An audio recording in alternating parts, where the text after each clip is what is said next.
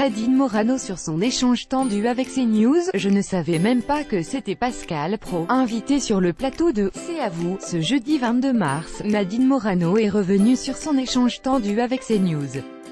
D'après ses dires, elle n'était pas au courant que son interlocuteur était Pascal Praud, un journaliste qu'elle apprécie particulièrement, le calme après la tempête.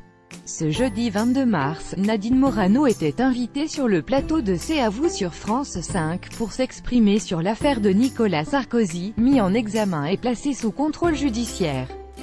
À cette occasion, la députée LR est revenue sur son échange très tendu avec Pascal Praud sur CNews, diffusé mardi 2 mars dernier, le jour où l'ancien chef d'État a été placé en garde à vue. Et cette fois-ci, la femme politique de 54 ans avait l'air bien plus détendue, évoquant même une anecdote pour le moins amusante. « J'étais dans mon bureau et j'avais accepté cette interview par téléphone », a-t-elle expliqué.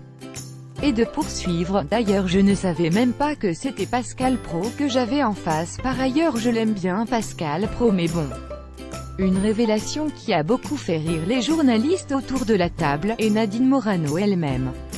Interviewée par Pascal Praud par téléphone, l'ami de Nicolas Sarkozy avait lancé « Mon téléphone sonne beaucoup quand Nicolas Sarkozy est mis en garde à vue, mais quand il y a des non-lieux, ça sonne moins et les médias en parlent très peu.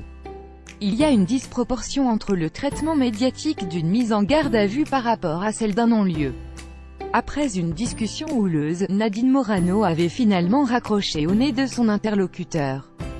8 commentaires commentés. Partagez cet article partagé sur Facebook sur le même sujet. Les lu l'actualité closermac.fr dans votre boîte mail. Inscription newsletter. Vous êtes bien inscrit à la newsletter avec l'adresse. Je souhaite aussi recevoir les bons plans des partenaires du site conformément à la loi numéro 78/17 du 6 janvier 1978, relative à l'informatique, aux fichiers et aux libertés. Vous disposez d'un droit d'accès et de rectification des données à caractère personnel vous concernant.